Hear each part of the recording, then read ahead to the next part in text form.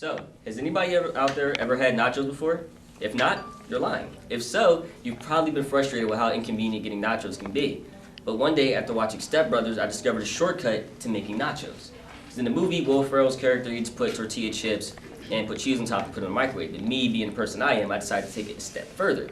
And, added a few ingredients around the way, and so now I have what are now known as my famous ghetto nachos. I make them whenever a friend comes over. Making the nachos is a very easy process. You simply lay out your chips, you put your toppings on top, and you heat them up, and then lastly, you eat them. Just like Will made them, I made them, and now you can too. Just remember the 4 steps. Lay out the chips, top the chips, warm them up, and eat. Now, let's get started. First step, as I said, is laying out your chips, and depending on how you want to heat them up, you lay them out differently. For example, we're making them in a microwave today, so I'm going to lay them out on paper towels, napkins, whatever.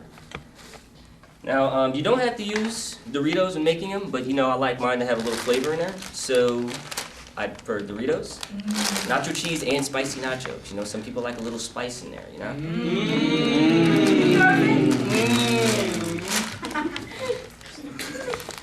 We have a lot of eaters today, so I'm gonna lay out 2 things of nachos, so everybody gets as much as possible. Let's see here.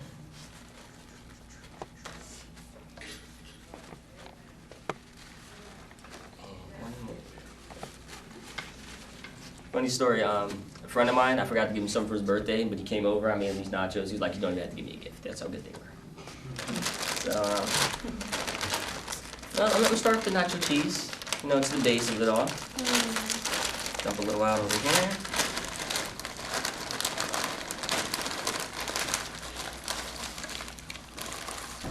And some for the sides. Shit, one string. Something very important to remember when pouring out your chips is to make sure that they're, somewhat evenly layered. Because if not every one of your chips will get, the toppings on them. Nobody wants a butt-naked chip. Next side, spicy nacho. Kick it up. Got a little spice in there. And caliente. Yes, I'm half Spanish. So, a little more. Space them out some.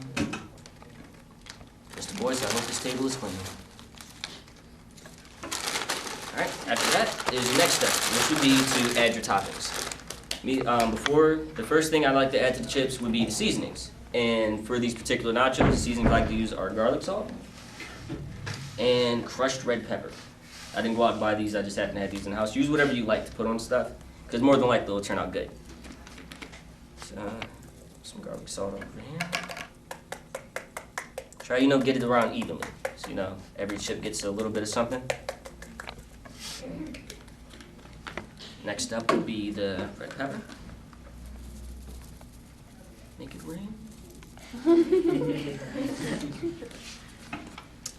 And most importantly, cheese. Any good nacho has to have cheese on it. And you can use whatever cheese you like, provolone, American, cheddar, whatever floats your boat. Me personally, I like to get the Mexican blend because you get a different blend of flavors in there. That more authentic Mexican taste.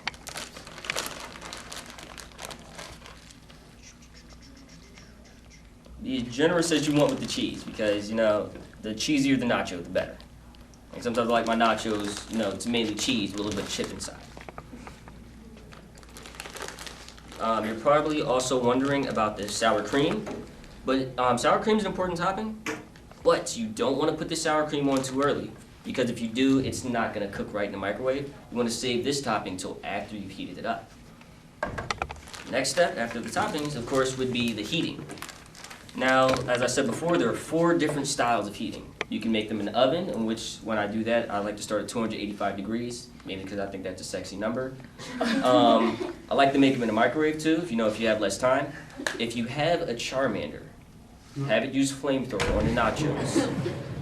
There's a 4th style, which I like to call Tyrone Bigham style.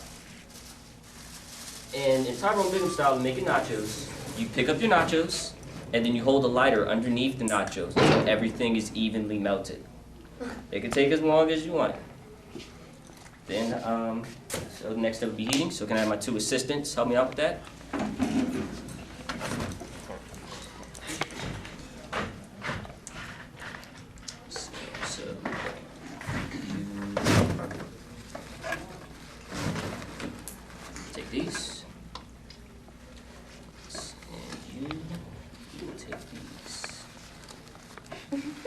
We're warming them up in the microwave today, so I'd like to note, microwaves heat up a lot faster than ovens do. So make sure you don't keep them in there too long, because the cheese will come out all dry and disgusting and yeah.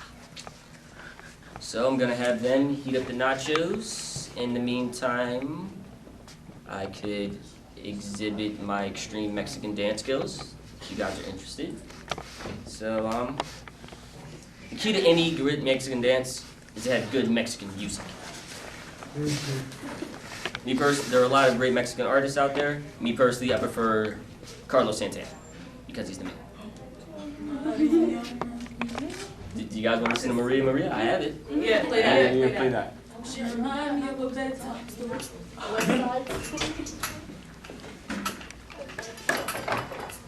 It's no good song without a little Spanish guitar in the background.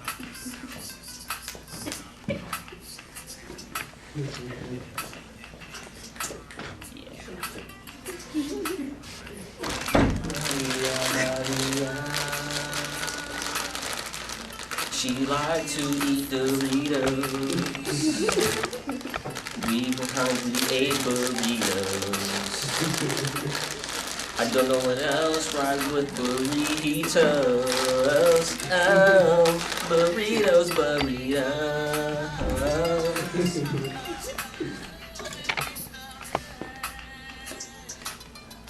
And we ate all of them while listening to Carlos Santana.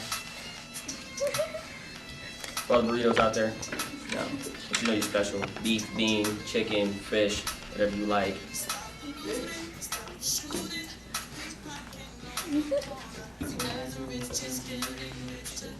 The cheese is getting cheeser. I hope they hurry up, 'cause I'm not that good at stalling when doing speeches.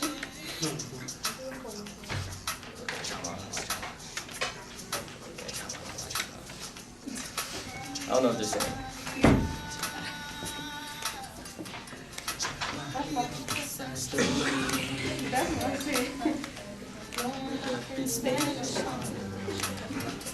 Hope I don't get sued for singing this song on video.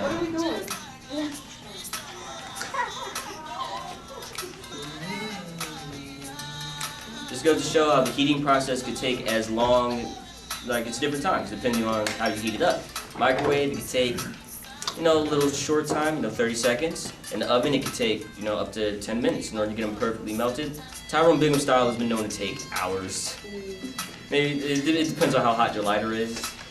And sometimes when people cook with the Charmander, it tends to burn the chips before you get to eat them. So, yeah.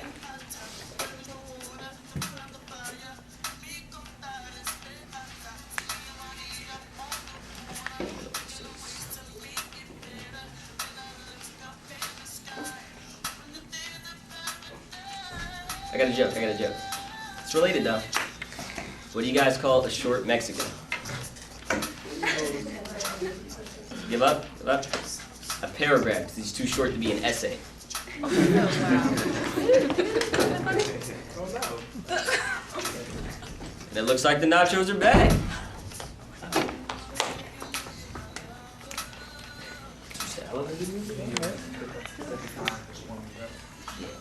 Ooh, yeah.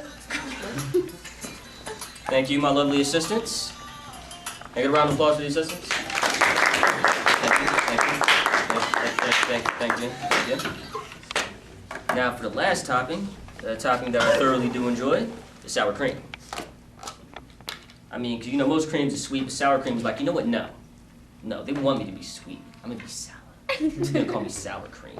And he did it. He didn't stop believing. He did it.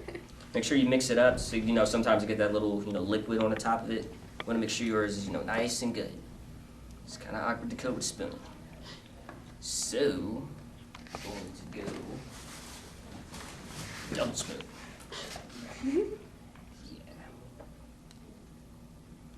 The double spoon style takes years to master. I traveled through ancient China, cooking rice. 400 how to poorly use 2 spoons at once to make nachos. In my battles, I lost the life of my father. I had an invention against the evil Shredder. Thank God I had the Teenage Mutant Ninja Turtles. Goku wanted to help me, but I said, nah. I'm gonna have to do this on my own. And that all I do is care about the money in the city that I brought. Yeah. I mean, I ate them, so I felt them, and coated them, so they were done. I really didn't care. My excuse was that I'm young. I was only getting older, so I should have told you. We just made nachos. So, nachos are ready. And just in case you, lost me a little bit, the nachos can be made in 4 easy steps. Lay out your chips, coat those chips, heat them chips up, and then eat them chips. You officially know how to make nachos like a champ, or Will Ferrell, or me, or Tyrone Biggums, or a Pokemon trainer. I'm Reet, and I approve this message. This is Speech and Drama.